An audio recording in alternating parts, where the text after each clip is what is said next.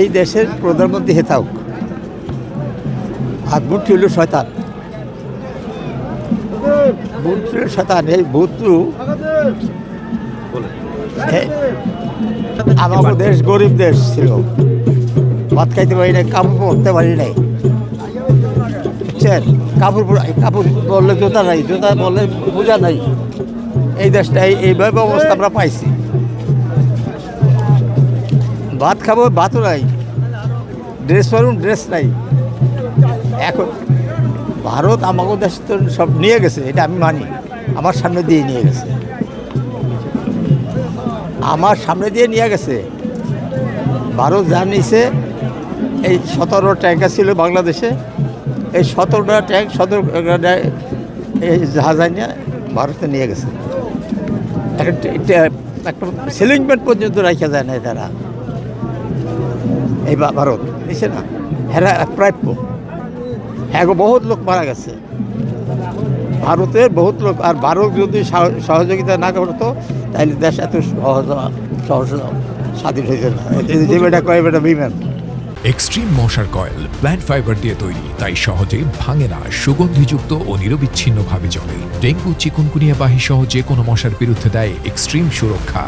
শেখ মুজিবের অবদান ছিল এরকম। পলিটিক্সের অনেকগুলো ধারা আছে, অনেকগুলি ধারা আছে পলিটিক্সের। শেখ মুজিবের পলিটিক্সটা ছিলই 11 এপ্রিল থেকে 17 এপ্রিল পর্যন্ত। এই ভুট্টু এখানে আসছে, এ চাইছে কি যে এই দেশের প্রধানমন্ত্রী হেতাউক আর ভুট্টু হল শয়তান, ভোট ছিল শয়তান। এই ভুট্টু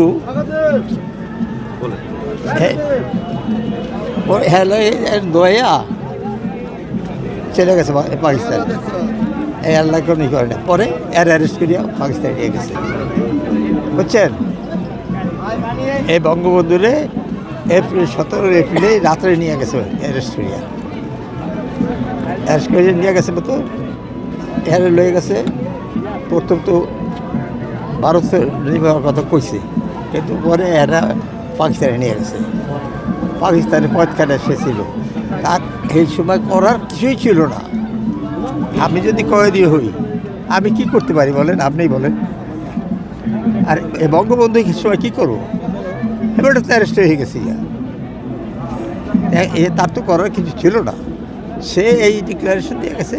ভারতের লাগার ভালো সম্পর্ক ছিল, ভারত আমাদের সাহায্য করেছে সব দিক দিয়ে, অস্ত্রপাতি, খাওয়া খাওয়া যত আছে ভারত দিচ্ছে। তাই আপনি সাপোর্ট করেন কেন? ওটা করছে দিকে করি, ওই হিন্দু চেয়ে আমাকে কী আসে যায়? আমার পাশের রাষ্ট্রই তো সে, আমাদের পাশের রাষ্ট্র না। এখনও আমরা তো আমাদের মত এখনও যে ভারতের লাগে আমার সম্পর্ক ভালো হোক, আমরা এরা হইলে আমরাও শান্তিতে হইল, ওরা শান্তিতে রইল।